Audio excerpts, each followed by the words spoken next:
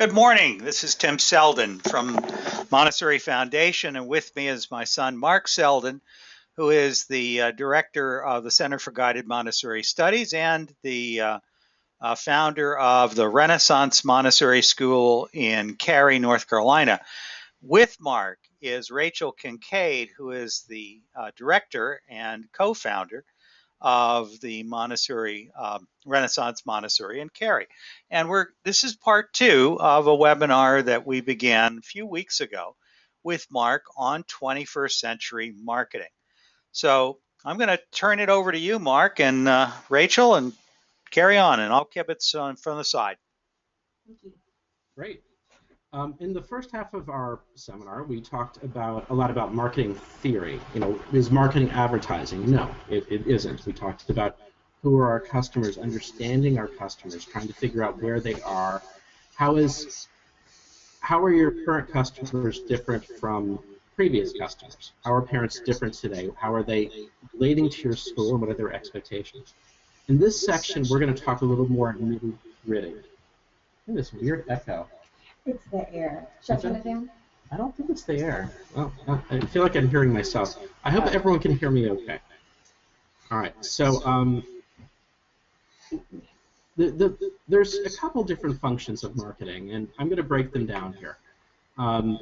The first half of any marketing discussion is how do we retain our existing customers? Our customer retention is easily, dollar for dollar more valuable than anything else you can do, because the cost of replacing a parent, like replacing a Montessori family, is always higher than bringing a new one. I'm sorry, than keeping them. So what we're going to talk about are basically technologies and methodologies for both customer retention and for new customer acquisition. All right, and I'm talking about customers, but obviously what we're talking about here is parents, right? So some of the things we'll be talking about are SEO, or search engine optimization, events and press releases, targeted ads, and we'll talk about what that means and who are we trying to reach and what are the ways we're going to be trying to reach them, giveaways, and we're going to be talking about how some of the information you already have is actually probably more valuable than you realize. Ways of extending your network, and cultivating the periphery. These are some buzz terms that Rachel and I have come up with. We hope that these are useful concepts for you. All right, so search engine optimization. In section 1 of the webinar, one of the first things we asked was, how are people finding your school? How are the parents that you, especially the parents that you like, but how are the parents that are currently coming, discovering your school? And typically what we see is there's 2 ways that most people were discovering our school, right? And one is web searches, and the second is word of mouth. Word of mouth, it has been and probably will always be, the most valuable way to get the kinds of families that we think will fit in well at school.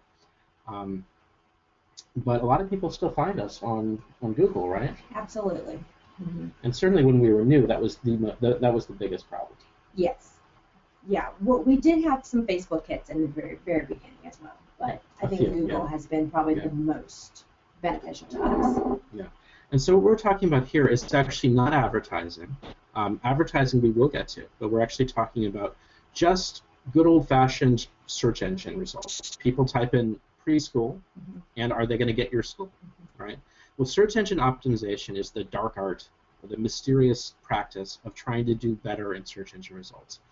One of the things that I'd like to challenge everyone in this group is to understand that you are not really competing against other Montessori schools. Yeah, I mean, absolutely, we have parents that come, right, and are looking at more than one Montessori school. It happens. That said, the vast majority of people who come to our school don't even really know much about Montessori. They're not really educated customers. They're looking at a whole variety of different preschool options, and frankly, the vast majority of schools that we're competing with are not Montessori schools.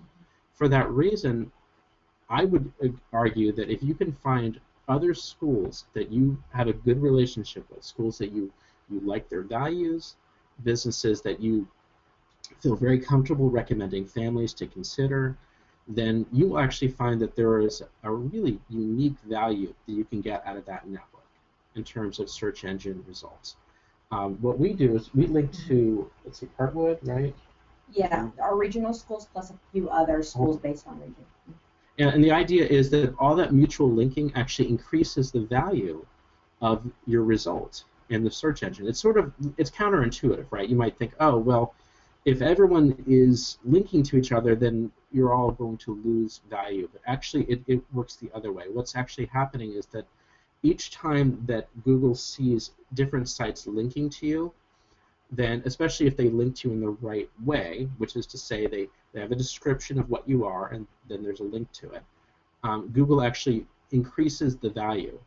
It's the network effect. There's a cumulative value of everyone in this network working together.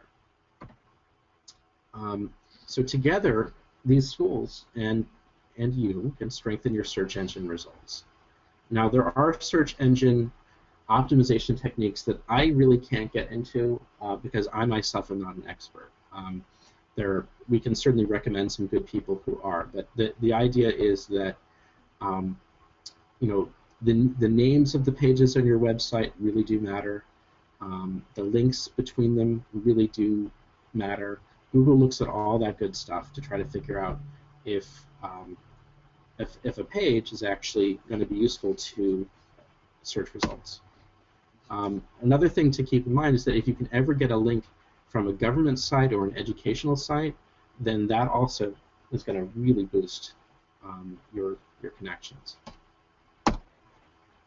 So one of the things to understand is that search engine optimization is not a one-size-fits-all, it's not a boot here that fits everyone. It's not galoshes. It's more like a custom shoe. Understanding what your customers are searching on is going to tell you what you need to optimize. Again, a search engine optimization expert will help you with this, but the things to really consider are, what are people doing? Are they searching on preschool? Are they searching on Montessori? Are they searching on toddlers? Are they searching on outdoor space? Are they searching on horseback riding? Are they, whatever it is that you think people in your area are looking for, understanding that will give you an idea of the things that you could optimize for. All right, so that was search engine optimization. That's relatively cheap. That's the stuff that you do. It's one time, more or less, and you customize your site, and you link to other sites, and you're good. Targeted ads are another thing. Mark, before you get into we have recently reduced. Mark, before you get into targeted ads, Sure.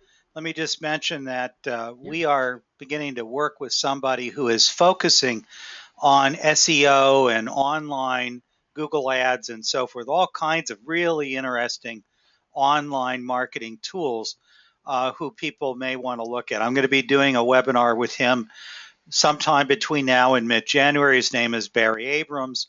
If you want to look into him more carefully, he's someone who we know, who we vetted, who is really focusing only on Montessori schools and seems to know a lot. Mark and I both know a number of other people who do it, and I'm sure in every town you'll find plenty of people who do things. What I appreciate about the guy I'm mentioning is he's created a whole stable of resources that seem to have value for schools about the size that many of us run, somewhere between 50 kids and 250. That may need some really interesting targeted strategies. Back to you, Mark. No problem. I'm not seeing any questions here on the system. I assume you'll let me know, Dad, if anyone asks the question. I do. I will indeed, Mark, and I want to remind everyone who's online that on the right side of your screen, you have both a group chat area and you can ask questions privately. And I am monitoring that, and we will respond to any comments or questions that you want to make. Good. All right, so at the very beginning, we started our school a little over 3 years ago now. And at the very beginning of that process, it was definitely a lot of quiet times. The phone didn't ring, and we had this big facility and very few people in it, and so we really relied on a lot of different paid strategies to try to get attention. That's less important to us now, right now. I think, are we still doing some targeted ads? We have not this semester. Okay.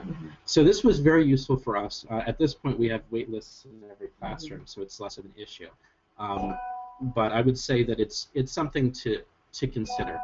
Now, what is a targeted ad? A targeted ad means you're going to try to figure out who is your customer, and actually show ads to them. Well, we've been doing this for years with something called the phone book, right? Well, our customers don't use phone books anymore, right? And it's just a waste of money. If you're taking out a Yellow Pages ad, then God bless you. You're supporting a dying industry. Again, you're saving people from homelessness. That's very nice. But the reality is that it's probably not doing much for your marketing. Now, it is important to understand who your customers are. If you're in some strange market where people really do use the phone book, absolutely you should go that way. But what we found was that, again, most of the people that we were, and this wasn't just us, by the way, this was the other schools in the area that we talked to, they were finding their customers through Bing and Google. And for that reason, we were advertising online. It made sense. The way a targeted ad works is you have to figure out how much you want to spend, who you're trying to reach, and then put a value on that. Is a potential customer worth 50 cents? Are they worth $1? Are they worth $1.50? Does it change through the year? Is someone looking at my site in October at the same price as someone looking at it in April? This is a personal question that you have to evaluate. I can't answer it for you, but what I would say is that the nice thing about the online advertising, it does give you a lot of power to do some cool stuff. The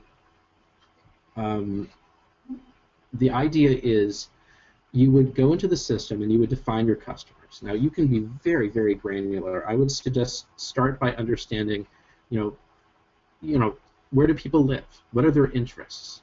It's kind of scary how much these guys know about you. I mean, if you want to create an ad that is only for, women with master's degrees and above who are, 35 and above, who live in one particular neighborhood, Google can do it.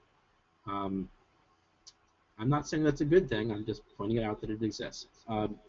So understanding who you're trying to reach, it gives you a lot of focus for the advertising that you're going to buy. Now, the good news is that with the targeted ad, it's actually relatively cheap, and you can track it on a daily basis. So you can adjust it as you need. You might say, okay, I was willing to spend up to $1.50 per click-through, that is someone clicking on the ad, yesterday, but today I feel like, that was just, I'm spending faster than I want to. I don't want to spend that much. And so what you do is you change your price. The result of all this bidding and the amount of money you're willing to spend is the frequency with which your ad is shown. Now, a lot of people think about Google all the time, and that's fine. I use Google for almost everything, and Google's great, but a lot of people just use Bing. Bing is sort of the default. They open up Internet Explorer. There are many people out there, very smart people, who still don't even understand the difference between web browsers. And to them, it's just Internet, right?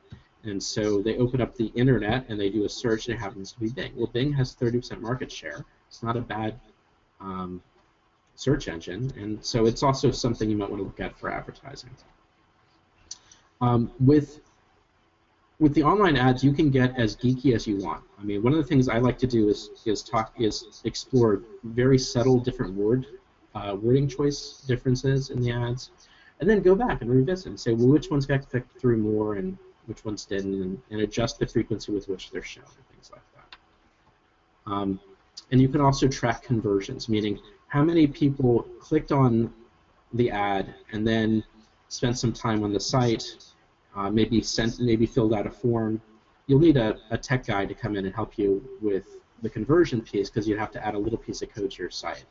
But the end result is that if you do that, you can actually say not just how many clicks I'm getting, but are these good clicks, right? Are Are people clicking that I want to click, that they're actually following through and, giving me contact information? By the way, for those of you who might be listening to Mark, and as we've already had from one of our audience members saying, what? Can you explain further? This is the kind of stuff where you may find that you don't have the sort of orientation to figure it out yourself. There are lots of online resources, there are books written about it, but you're not going to have much trouble finding someone who will be more than happy for a fee to work with you on all of this sort of stuff. So if it starts to overwhelm you, remember the main purpose of Mark and Rachel and me sharing this today is to give you sort of a generic set of ideas and key points. Also, remember everyone, this is being recorded, and you will be able to go back and see it again later. And I just sent out one name, this Barry Abrahams, who's focusing on Montessori. He's just one guy. There are thousands of people who are doing online advertising consultation who will help you with all of it. Right. I see that one of the questions was, how do you link from site to site? What we do on Renaissance is we just have a page called links, right? And it was just a page, and it just literally just has a set of links from HTML that just people can click on it and get to different schools, and it's been great for our search engine results. I just had a comment from Ria who says both Bing and Google will help you set up your advertising at no additional fee than what you're paying for the ads, and that's absolutely true. I think the key is it's very easy to spend a lot of money on Google Ads, and you're going to control it by simply saying, here's the max I'm willing to spend in a month. But what you want to try to do is have the ads be displayed to people who are likely to actually follow through and become a customer, actually end up at least visiting your school and looking at it seriously. And that's really the difference between sort of shotgun throwing money out there versus getting more and more precise. And I agree with you, Ria. It's not rocket science. Mark knows far more than I do, but any of us can do it. It's more of a question of, do you have the time and the inclination to learn how to do it yourself? And if not, there are other people who will help you. And the writing ads isn't as hard as the analyzing of what happened.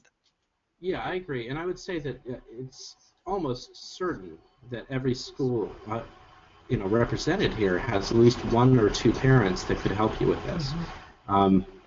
If you approach them, you don't have to be. This is not what I would call a highly technical task. It does require some thinking and there's some learning. I understand it's not going to be intuitive until you have mastered it. But we're Montessorians. We understand how we progress from concrete to the abstract. You're going to start by just looking around at some ads. Go into a web browser, type in things like Montessori preschool or preschool and then the name of your town. Who's advertising? See, look there at the search results on the side. You don't need to click on them, just look. Get a sense of who's out there and what kind of ads are they already putting out. It doesn't take anything more than sort of a commitment to learn.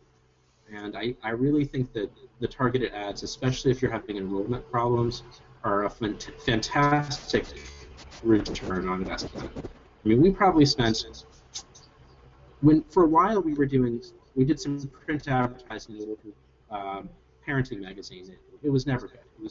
We tracked our results. We used a special phone number to try to figure out whether or not we were converting people. No one ever called. It didn't do much. What we found, though, was that by understanding, what people were searching on, we were able to spend, maybe the cost of maybe 2 of those big print ads a year and get far, far better results. So your results may vary, but something to think about. Like my dad said, reviewing results is sort of the hardest thing. This is one of those things that I think we all find difficult to do, is going back and looking, well, how did our spending differ from a budget? Or how was our business changed from our initial plan? Well, with advertising, it's especially important because there is a science to it. All right, so that's targeted ads. Now, giveaways, this is kind of a weird thing. A lot of people would say, you know, I tell them, well, you should give stuff away to get attention. They're like, what? I can't afford to give anything away. They're thinking tchotchkes, right? Mm-hmm. You know, we don't give away tchotchkes. We can't afford it. We don't want to. No one wants it. Who wants another, you know, what are the people who give away now? Pens, I guess. Yeah, I stress balls. Stress balls. I don't know. That's not what we're talking. We're talking about giving away something that is actually useful to people. Now, what is useful to people? Information, right? If people are, you know, anxiously searching, probably for that first preschool, but not necessarily, but for a school that will take, you know, care of their precious child, they're probably feeling a great deal of anxiety about this thing.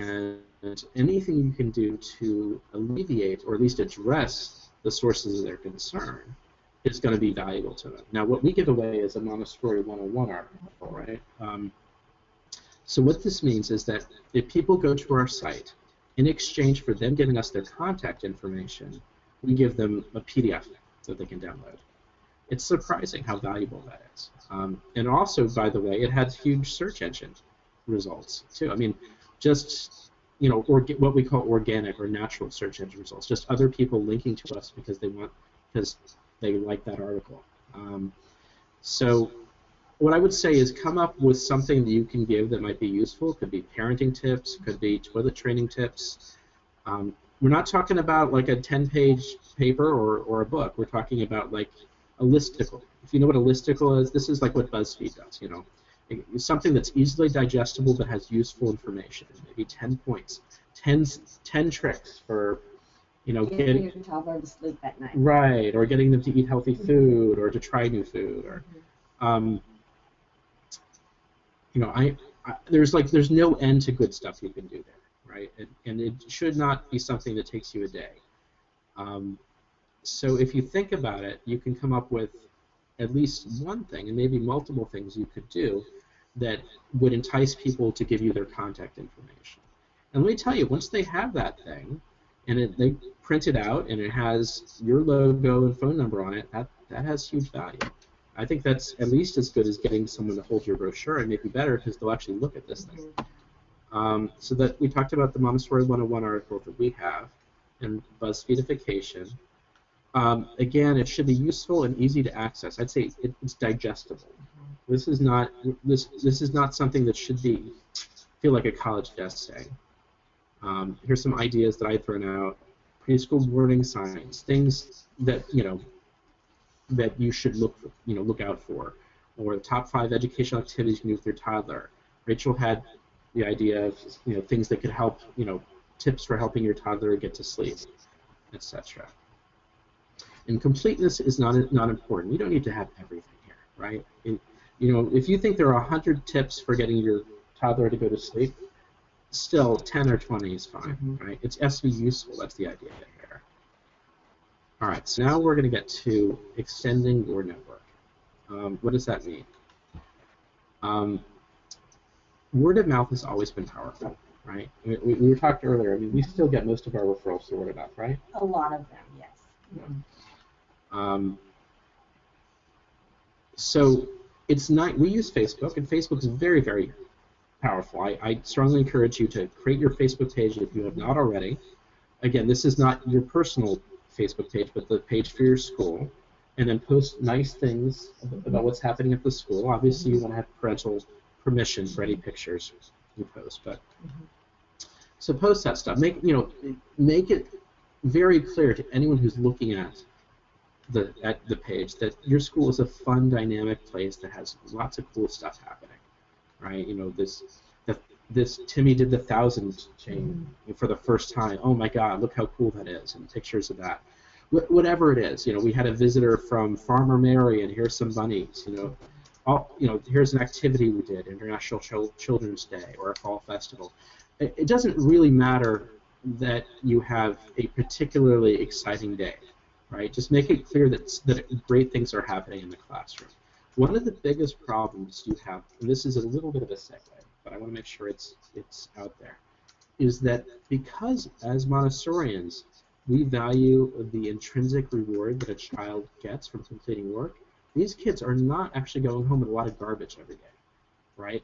Well, the result is the value that the parent is getting from their tuition is not always immediately visible. Meaning, if I go send my kid to a little, rinky-dink daycare down the street, every day they're coming home with garbage, stuff, lots of worksheets and filled out forms and, and little art projects that were actually probably put together by the darn teacher, not the kid. And it's just stuff, never-ending assault of stuff. But at least the parent feels good because they know the kid's doing something. In Montessori, where we're actually doing more, the kid comes home with less. All right, so these pictures are going to be very valuable for that retention side, especially. And I would say if you could encourage the dads in particular to check it out, go for it.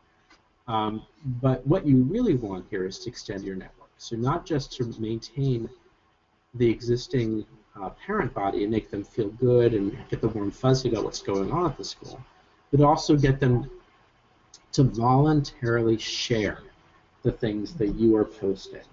And we see this all the time. There's some really cool picture of Lewis is doing some cool activity, and the mom is really proud, and she posts it. She shares it on her page. And so what happens is this extends our network. The more people share your information, the more visible your school is in the community. All we're saying here is that we are making your word of mouth more visible, right?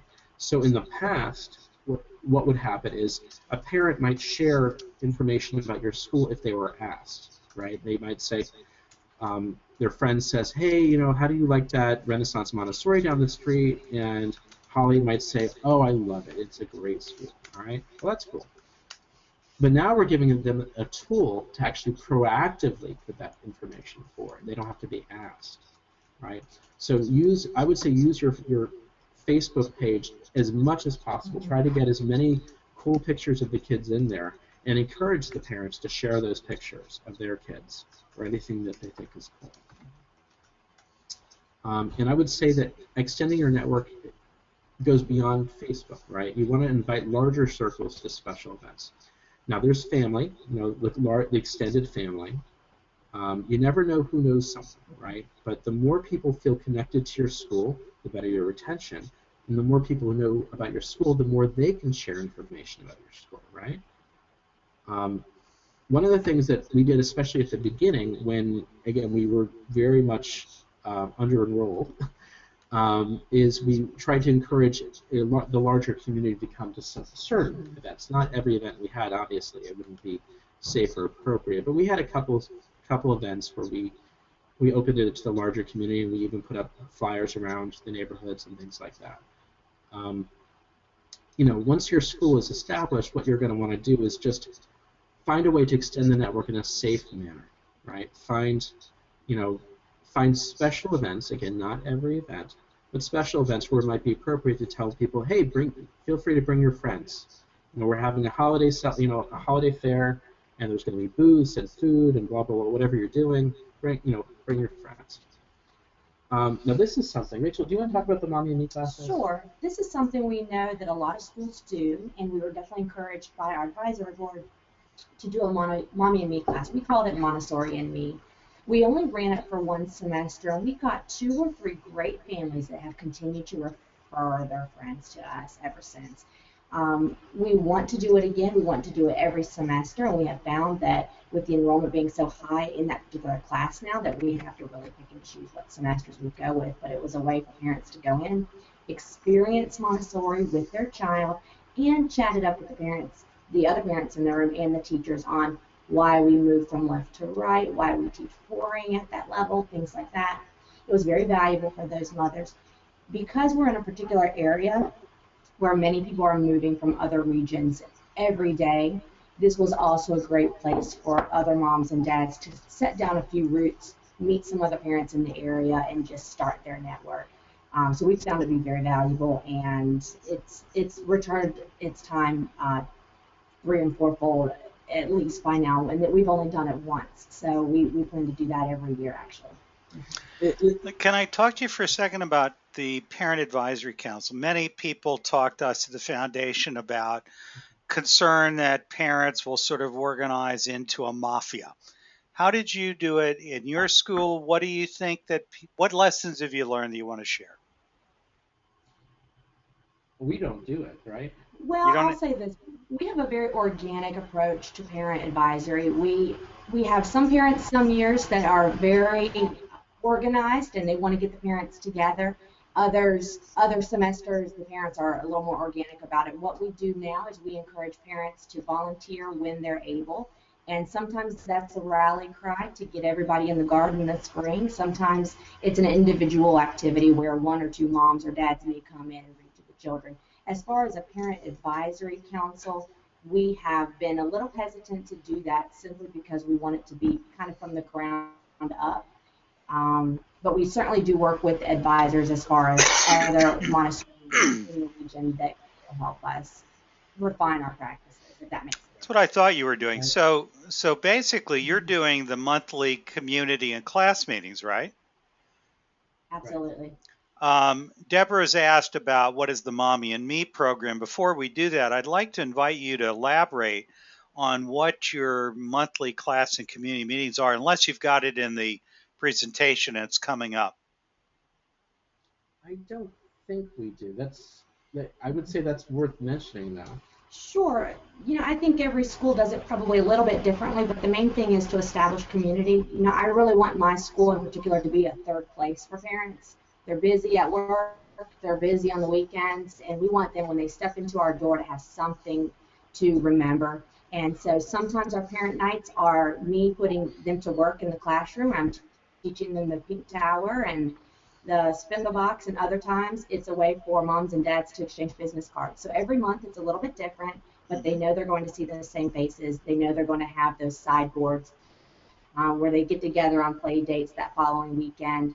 And it's a way for us just to really facilitate them communicating with each other. I think the parent information, the education component is certainly important, but at the same time, I think that community is what's going to really glue your school together, and that's something Mark taught me early on, and we've seen it certainly blossom since we started that.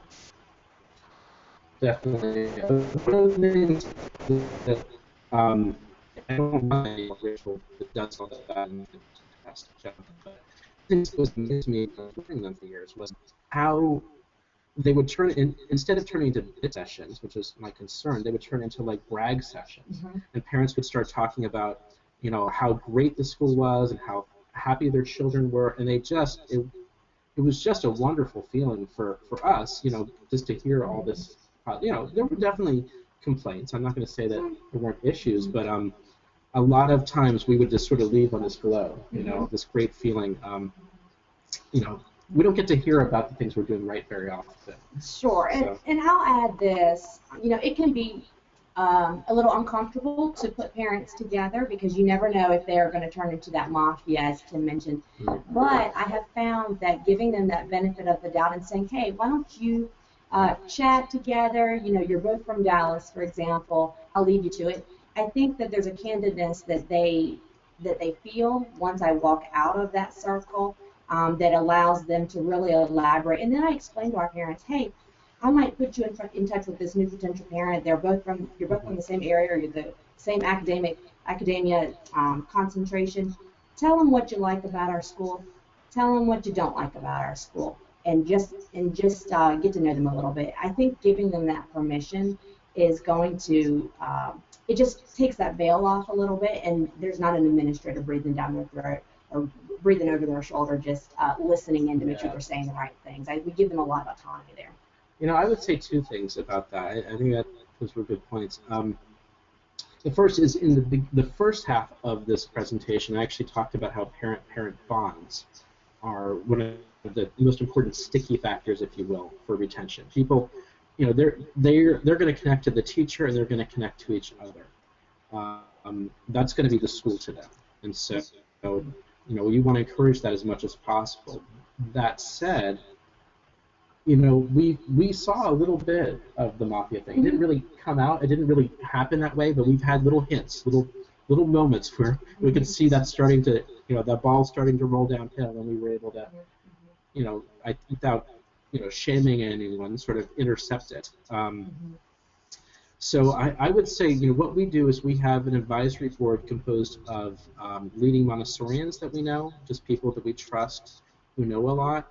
And then in terms of parent advice, we welcome them into the office anytime. I mean, but we want, and it's not that they can't talk to each other, they absolutely can, and we want them to. But what we're hoping is that we'll be part of that conversation so that as things arise, we'll be hearing about them. The only way to do that, honestly, is just to be available. There's no other way to do it. I mean, if you say you have an open door policy but your door is closed all the time, then people will not be coming to you, or if they don't feel comfortable talking to you. The next thing you know, you'll end up with a lot of grievances. The other thing I always recommend when we're talking about these monthly class and community meetings is there a safety valve. As Mark and Rachel just said, you can usually hear about things. It tends to create, it makes it more awkward for parents to be talking about you behind your back. You do really want to be constantly addressing the issue of grace and courtesy and how we're teaching the kids and why we as adults, parents and teachers need to model it ourselves. It doesn't mean that parents will always listen or remember, but it just tends to lead to, one, a happier school, and two, it tends to create a culture where parents and kids will actually challenge their parents when they hear them acting inappropriate, and they'll gradually help the parents to move closer to your ideal. We have a couple of questions. One that just came in from Nancy is, how long is a monthly community meeting? As Rachel said, different schools do different things. Here's what we do and what we teach, and you do whatever you find useful at your school. We do it on a specific day of the month. In our case, at the lab school in Sarasota, it's the third Thursday of the month. It happens rain or shine. We do stop during the middle of the summer in our case, but if you were a year-round school, you might want to run it even during the summer. It doesn't matter how many people come. It's like library open hours. People know on that day, at that time, they're going to find people there. Our teachers have to be at the class meetings, usually one person from the team. Those usually last for about an hour, 45 minutes. In our case, it's something like 6:30 to 7:15. They are not parent education nights unless the parents have requested it. They are open forums and they're very informal. And as Rachel described, it can be many, many things according to the interest of the parents. The key is that the parents feel that it's more of a two-way dance instead of you, the teachers, telling them what they're going to listen to and what they're going to talk about. They really appreciate being able to be in dialogue and knowing that it's a safe place. There are ground rules. I will arrange a webinar just on this one topic to elaborate, and I do have written articles that discuss this in depth about all the different rules and procedures for what we recommend. But the obvious things are not allowed to attack anyone. You're not allowed to expect us to talk about a child in front of the community. We're not going to talk about a parent. You can't talk about a parent or a child because it's just their private matters. We're not going to talk about employees. So no attacks and no breaching of confidentiality. At about 7:15, people begin to gather in a common room typically, and those people who want to stay for a community meeting, which in our case lasts until 8:30. Once again, the meetings in our model are typically run by kids. There is not a set group of officers. There is no PTA. There isn't even really a parent advisory council. The theory is that any parent can bring us an issue. We can explore it honestly, either individually or in small groups or in large groups. And if they address a concern, they're in charge of figuring out a good, positive way to solve it within the rules and regulations of the school and the the district that we operate within, and they have to figure out how it's going to be paid for. So in other words, they can't run roughshod all over the school.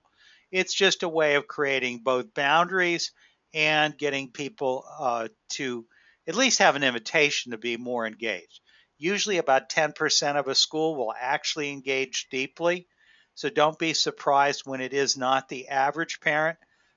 It would be an unusual school where you, on a sustained basis, get lots and lots and lots of people participating energetically. It's more typical they'll show up when there's wine and food being served, or when their kids are performing or something like that. That's just the nature of schools.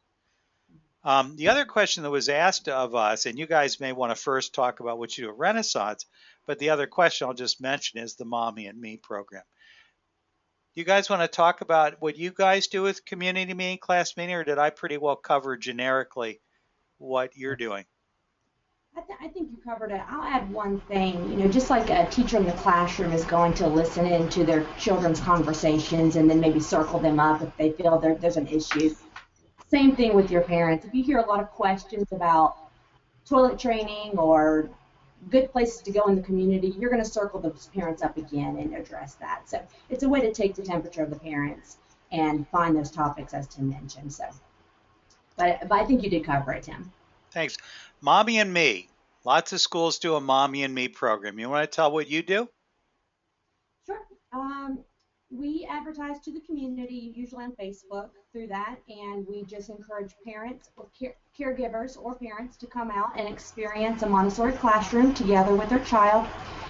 In this area in particular, as I'm sure it is in your area, there's lots of story times at libraries and little science safari places that are in plazas, and those are all well and good, but this is a great way for a parent to taste Montessori in a controlled environment with a teacher that's trained right there with them. And we have found it to be very successful, and we have retained children from that have come into our school that very next semester. We actually ran it through the summertime and started off that particular classroom with a couple of great new enrollees. So I do encourage you to do it. You don't need a lot of expertise to do it at all. I would encourage you to reach out to your some of your peers in your neighborhood or your advisory council on what you might want to concentrate on, but we do definitely use some of those Montessori terms as far as concentration, coordination, independence, so we can pepper that in as we're chatting with the moms and dads during this class. And it's really just about 45 minutes to an hour. And then we say goodbye. We definitely hold their hands while they're in the classroom, and then we just leave that door open to let us know any questions. And we have found that it has been very successful. So I look forward to doing that again this summer. Mark, looking ahead, we have a new question about surveys and whether you're going to cover them. So just know that that's something that someone would like to know about at some point. And we are getting pressed for time, so I'm going to push forward, I think. Push forward, Mark. All right. So videos, another good way to reach people. If you have, if you're particularly comfortable with a video camera, create a YouTube channel where you could talk about subjects like just like the same kinds of information that we talked about giving away for free as a PDF. You could certainly do that as a YouTube channel, and people will find you that way too. All right. So that was extending the network, cultivating the periphery. One of the funny things is that, it's so much easier to reach people now than it used to be. I mean, it's so much easier, and it's so much easier for people to reach you, too. We talked about Facebook. Pinterest is another thing.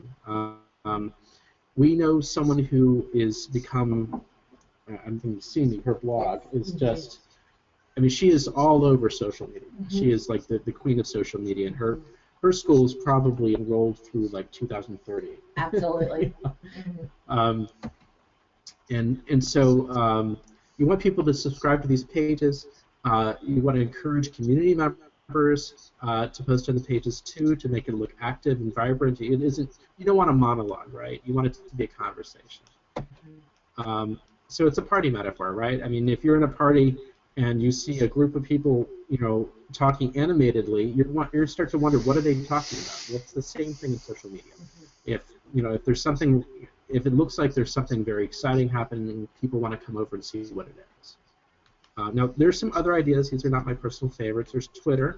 We don't really use it anymore, right? We don't. Yeah, it just didn't work for us. Now, meetups, I actually have heard of some people finding these useful. Meetups are a way to basically create ad hoc groups, and you just sort of publish it at the meetup site, and then people come. Not something I'm a big fan of. Groupons, I'm going to actually discourage you actively from doing that. I think anyone who comes to your school because they got some kind of huge discount on social media is not someone who's likely to stay. And I haven't talked to anyone who's done this who's been happy with it, or it's like living social is the other big one. All right, so that was cultivating the periphery, just different ways to get people sort of to draw people in. Keeping them, right? So we talked about it, well, actually in this session we didn't, but in the first session we talked about how parent-parent bonds sort of bind people together. And again, it's, everything comes down to people feeling connected to your school, feeling listened to, feeling like they're getting value from your school, and then tracking the results, right? Tracking is the piece that I think that someone asked about. It's actually one of the hardest things to do properly, and we'll talk about that. So the ties that bind. Help parents feel connected to each other and to the school, right? Community meetings are great. Just making sure people know each other and introducing parents to each other is really important. Having family events at the school is great. Rachel also does a lot with some local parks as well. Yeah, absolutely. Yeah, so I know you've done a bunch of different things, and we don't even need to necessarily attend all those, right? I mean, there could be like a school barbecue, and you can come. Hopefully, you can, but you don't have to attend everything, right? It's nice if you can, but this is the school is more than just you as the head of school, and so what you want is for people to feel connected to each other. Again, we talked about community meetings. Parent nights are sort of just another way of looking at that.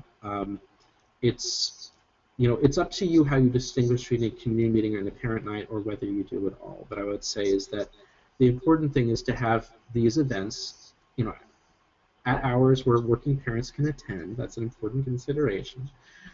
They give people a chance to do things that are involved in school. And as Rachel said, it might be an educational thing, but it also might be, hey, parents, guess what? We need to put together these bookshelves, right?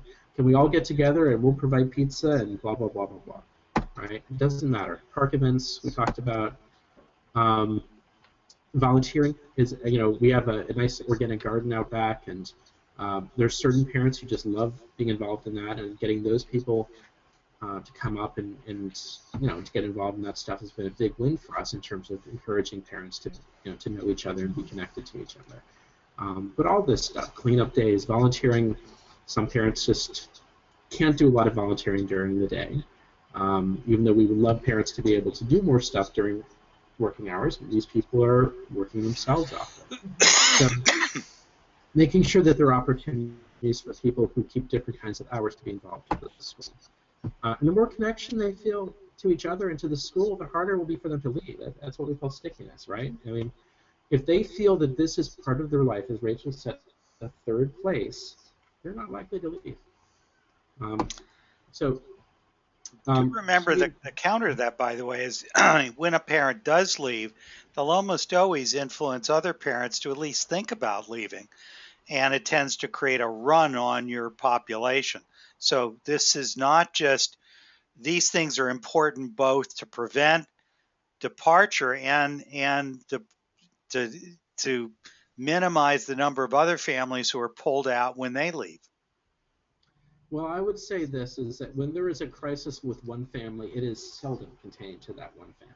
It is seldom contained. Even if it is specifically about something that you would think would only relate to them, that feeling, that attitude, that distress is communicated throughout the community. Now, one of the things that I think we all fail at to some extent, I mean, it's just impossible to really do this perfectly, is communication.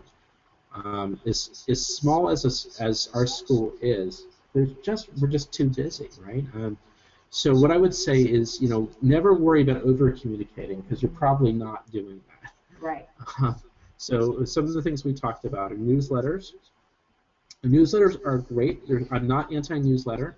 Just don't rely on them, right? I mean, don't assume that everyone had a chance to read the newsletter. Now, we do email, right? We do. We actually have a parent blog also on our website, so parents can say, oh, I missed that last community meeting or that last newsletter. They can log in on our website and see what we covered or what I sent out recently via email. So. Right. Mm-hmm. So there's lots of ways to reach them, but just don't assume that any one particular communication has reached them, right? If you send an email to the whole school body, don't get frustrated when someone says, gee, wait, you're closed this week? I didn't know that. They won't know. We were supposed to send in raincoats? I didn't know that. They won't know because they're busy. They just assume that they don't, and it is on you to make sure you communicate everything you need them to know as often and as clearly as possible. Again, Facebook and Pinterest, any social media that you find is working with your families, use it for communicating important stuff. If you're having a special event, make sure it's everywhere. This is kind of a little segue, but we have had to get rid of at least one staff member because of things they were doing on the social media pages. Staff can be your friends, and they can be wonderful members of your community, and they can serve very well as messengers, and they also can be very detrimental as well. So remember that what your staff members do on their social media pages is part of your school's image, and consider that. You can encourage them to use social media in ways that are good for your school, but you need to keep a very clear eye out for ways that they might be using social media that are harmful to your school. Always remind everyone, don't assume that they remember what makes your school special. Now, one of the things I said in the first part of the presentation is that the things that bring people to your school may not be the same things that keep them at your school, right? You need to assume that now that they're here, I need to make an additional message to remind them of why they came here or why they should stay, if that's not the same. Absolutely, all the time. Don't just assume, and don't worry about bragging. This isn't a contest here, your school against some other Montessori school or some ideal Montessori school in your head. Just remind them about the good stuff that's happening. And of course, remember the communication is two-way. If people feel like they're not being listened to, or that they can't even reach you, then that's a parent you're going to lose. Before we jump on to the next slide, Ria has asked the question of what about the family who approaches you about enrollment? They've got a kid in an older school and whether you take them. That's an issue that we could spend a lot of time talking about, Ria, and I promise you we'll tackle that one in greater depth. But the quick and simple answer is when you're desperate, most of us will do what we have to survive. But it is really important to remember that because someone would like to enroll in your school doesn't mean you have to accept them. And while you never want to be perceived as being arrogant, you do have the ability to ask, is this a good fit between us and your family?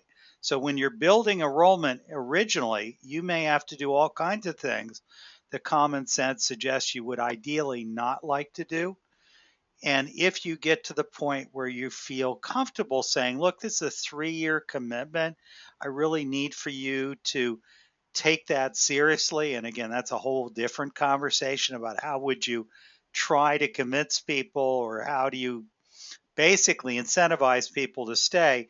Even just saying, look, if you're planning to go to public school, you probably ought to choose something else because we're not preparing them for that. That would be a waste of your money. And our program really blossoms in the 3rd year.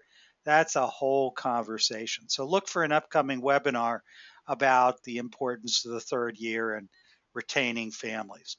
Sorry, Mark, back to you. Okay. Yeah, I mean, I would add to that when we were starting, we had to make some very tough choices, and we certainly accepted a few people that we then later regretted, right? Counseled out. Counseled out. That's a nice way to put it. And I think we learned to be much more selective. Obviously now we can afford to be, but at the beginning phase, we had to make some tough choices, and we did eventually learn, even when we were pretty desperate, that there were some people that just it wasn't worth. I mean, there was this one little girl in particular. It came from a very nice family, and she wouldn't have worked at the school because the family wasn't. They weren't with us in terms of expectations, and we had to just say no. And it was hard for us financially to do that, but it was the right thing to do.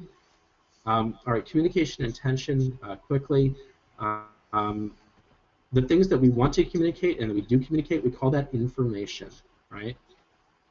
And the things that you want to communicate and you don't, that's a lost opportunity, all right? If you didn't want to communicate that, but you do, we call that embarrassment, right? And then lastly, there's the secrets, right? Why do I have this chart? I have this chart up because we need to consider, as we look at the things we communicate, especially here on the left side, the things that we are trying to communicate and that we don't, right? Those lost opportunities are the most important thing that you can think about in terms of your communication strategy. All right, value. These are the differentiators of your school, the things that make you different. They don't have to make you better. This is not about better. Every school's different. You're not trying to appeal to everyone. You're trying to appeal to the people you want to appeal to.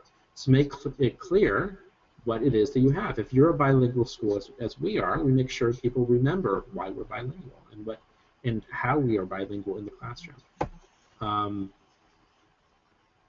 The availability, this is something that I think a lot of people resist because they don't want to be looked at as daycares.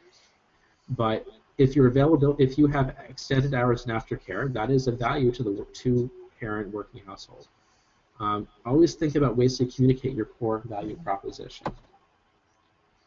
Parent education is an Mark, important thing. can you, just because not everyone knows that term, Mark is not only a Montessori child growing up and the founder of a school, but Mark went out into the business world and is a scientist and a business leader as an MBA, and he came back to this as a dad and as a business person and looked at a lifetime of our family's history with Montessori from a very important lens. So what's a value proposition, unique value proposition, Mark?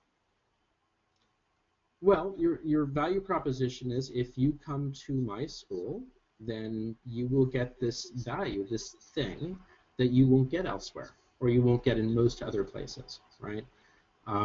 So if my difference is that we have violin lessons, that every child gets for free as part of the curriculum, that's a value proposition. It isn't. It's a differentiator that you have violin. It's a value because we think that that is an important thing that your child will get, that they won't get elsewhere, and we can explain how that plays. Music education plays an important role in brain development, etc., etc. Those are all your value propositions. Your core proposition, however, is that one or two things at most that is not necessarily unique, but it's certainly unusual or different. The thing that you think makes your school most special. Again, I can't say what that is for everyone. I mean, for us, it's sort of, I would say, it's the kind of community we're trying to build. I mean, yes, we're very passionate about the education we provide, but the community is probably one of the, right there at the core of the proposition. So parent education is an important way to communicate your core proposition or your differentiators. Again, I can't go into this right now because of time, but the silent journey is an important technique you can use for that. It's just a technique for introducing parents into the whole Montessori curriculum as far as your school extends. Any services you offer during hours or after hours can be values. You might, provide coffee to the parents. You might pick up their dry cleaning. You could do anything, but anything that you have that is of value, make sure you know what it is and you can communicate it. Again, value depends on communication, because you may have a value that isn't communicated well, and I would go so far as to say that if you have a value and it isn't communicated, what's the point of having the value, right? I mean, it may as well be invisible. You know, it's nice to say to yourself, look, we have an organic garden, and you can feel good about that, and we believe in intrinsic value as Montessorians. But as business owners, and that's a different hat we wear, right? As business owners, if you're not communicating, hey, the kids are going to be working on, they're going to learn about plant development and the parts of the plant, and they're actually going to learn more about how food comes, and they're going to, and you get into that whole value of nature education, all that stuff relies on communication. It's great that you're doing it. There's a great value in that as education, as educators. But in terms as a business owner, you need to communicate that. Just for the record, I know that most of you are running Montessori schools that are nonprofit. You might be charter, you might be public. The majority, that's right. Bottom line is, it's an entity. Yeah, I honestly couldn't care less whether you run your school as a not-for-profit or not, or it's a public school. The important thing is that you are running it as an administrator. And as an administrator, you have the same responsibilities. You've got to make a budget, right? You've got to keep enrollment up. You've got to keep your parents happy, all this stuff. All right, so now I'm noticing that it's actually after 11. Can we keep going here or no? We keep going. Remember, it's recorded, and many, many people who are running schools can't actually log in live. So we send out the link to these to everyone who's registered, and there are more than 535 people now registered for all of the courses. And then we are posting them on Montessori.org at Montessori.org/webinars. So you'll be able to see this as soon as we upload the video. Fantastic. Okay, great. We'll keep going. I guess I'll feel a little less stressed about time. Rachel, do you want to talk about the importance of teachers as we point people? Go ahead and take it off, and I'll. Okay. All right. Well, here's the thing. I mean, on a daily basis, you know, who represents your school, right? I mean, teachers have an important role to play here in that they're basically functioning as the de facto representative of the school. They're the people who are communicating. They're the people who are basically acting as the face, you know, the main point of contact for the parents. And so understanding who's succeeding and who is not in terms of communicating could be very important. Now, I'm not saying you should go out and fire someone who's a great teacher but a bad parent communicator. What I am saying is that by tracking who seems to be doing a better job, that will give you an opportunity to maybe work with some teachers to improve their communication strategies. And we can talk about that a little bit more. Voting is one way for tracking. That would be to create these little quick, basically little quick ways to get parents involved and get a sense of what they like or don't like about things. Let's say that I'm trying to think of something good. Let's say you're considering a new drop-off procedure, right? And you had a couple different ways it could work.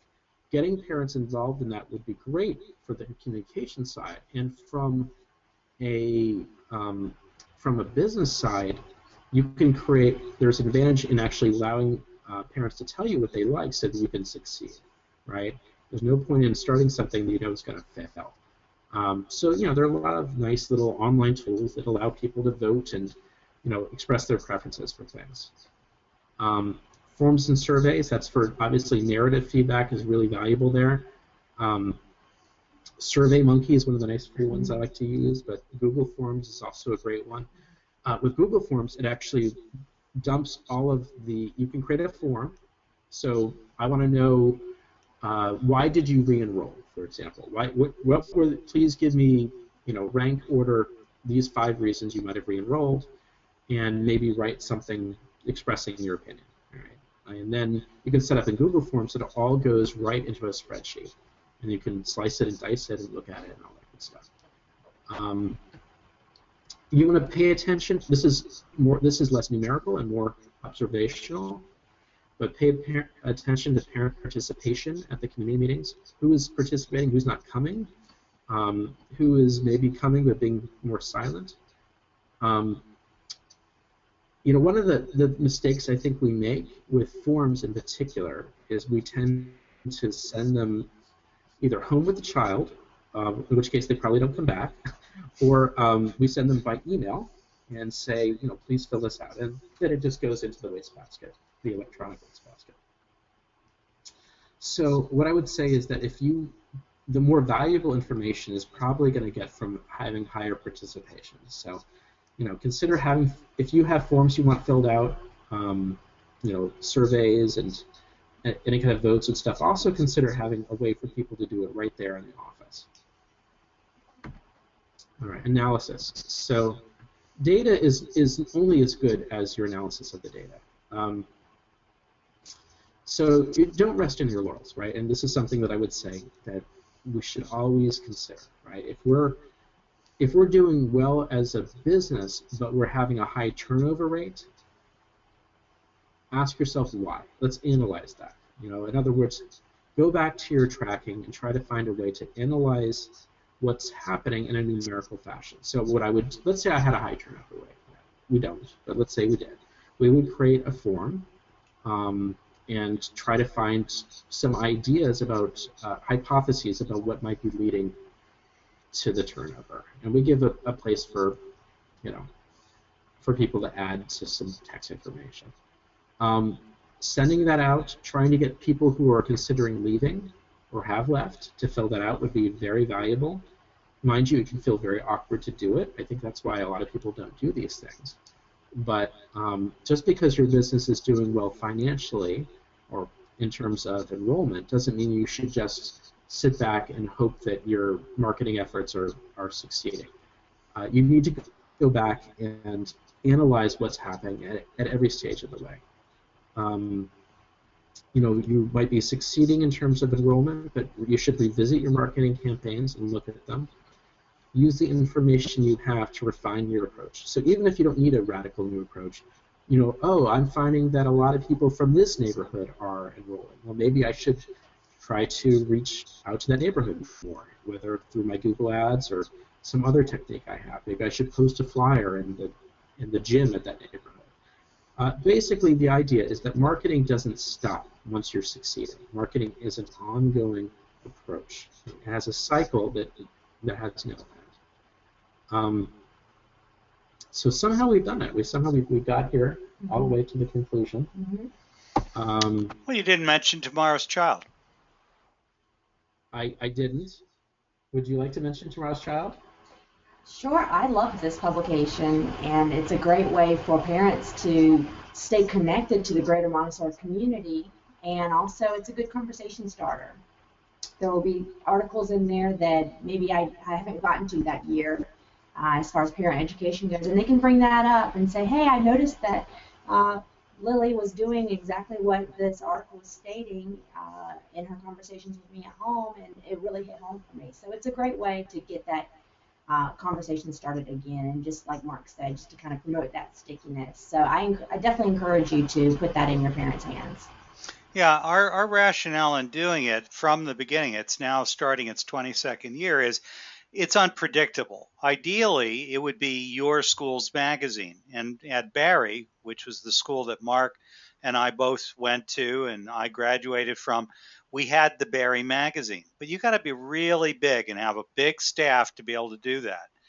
The idea of Tomorrow's Child is a common ground, and because it's absolutely unpredictable and it's not coming from you, it's coming from an outside source, and it's got a mix of true believer kind of stuff and stuff that strikes parents as either funny or ironic or even eyebrow raising. For example, Chelsea Howe, Mark's stepsister, wrote an article just in the last issue about traveling on an airplane for 2 hours with a 2- and a 3-year-old. And she used the word of iPad. And that certainly raised the eyebrows of a whole lot of Montessori teachers, but we got lots of email from parents saying, oh, how refreshing.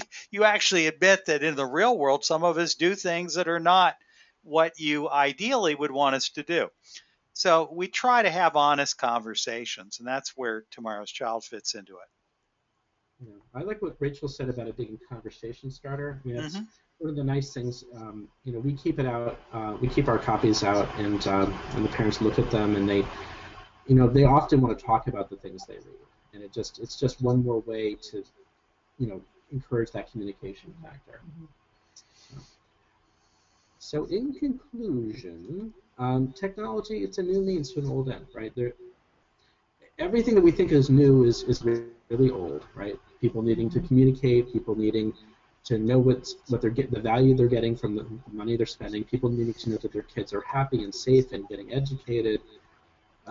All we're talking about is using the technology at hand to achieve the same things that people have been working on for centuries, right? It all starts from understanding your customers. You understand your customers, you can use that understanding to build connections and strengthen your community. And some of that stuff needs technology, some of it is just community meetings and relying on good old-fashioned word of mouth. It's not all completely different, but there are these new things, right? I mean, I'd say if you're ignoring your search engine results, if you're ignoring advertising, if you're ignoring the value that information has in particular today, you're missing out, right? And if you're not analyzing, if you're not gathering data, analyzing and revisiting your marketing, and again, it doesn't mean your school will fail. Your school may succeed wonderfully. All it means is that you're not getting everything you might be able to get out of your marketing efforts. And if you are having enrollment issues, then I'd say using a data-driven approach to understand what's succeeding and what isn't succeeding is going to be your best bet for recovering your enrollment numbers. Along that line, Deborah's asked, do we have samples of surveys, both for why parents enroll and why are they leaving and things like that? Certainly the foundation has all kinds of these things. Do you have anything, Mark, that you've used that you'd be willing to share? I'm sure we could find something, but I mean,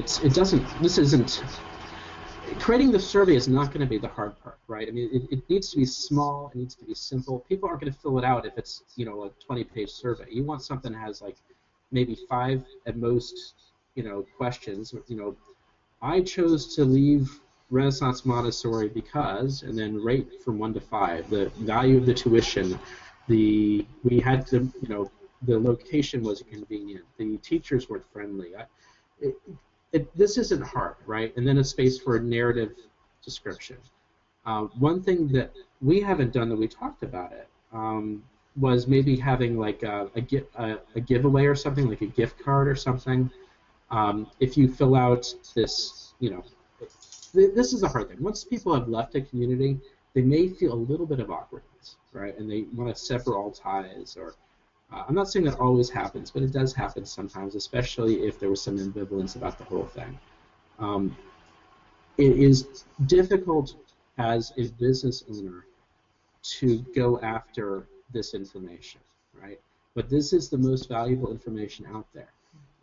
I would say understanding why people chose your school, that survey, and understanding why people left your school are the 2 most important things that you should be able to answer. And if you can't answer them, then I would say that coming up with some surveys is a very good technique to begin to gather that information. So if you find that you need to bribe people for that information with a gift card or something, I'd say it's worth doing, at least at the beginning, until you have that information. So, God bless, do what works for you. If you have any questions, my email is at the bottom. It's just my name, mark@markselden.com, and I'm happy to answer anything I can. That sounds great. So I want to remind everyone that next week in the United States is Thanksgiving, and I'm not going to be holding a webinar next Thursday. I will put up a little message just reminding people that there's no webinar, but you will get your normal weekly reminder that you have an upcoming webinar. I may even surprise everyone and show up and in my casual clothes with a dog in my lap and have a conversation. But there is no formal webinar. In 2 weeks, the weekly session will be hosted by my colleague Lorna McGrath from the Montessori Foundation, and Rachel Kincaid here will be joining her as her guest. And the topic will be admissions, admissions, admissions.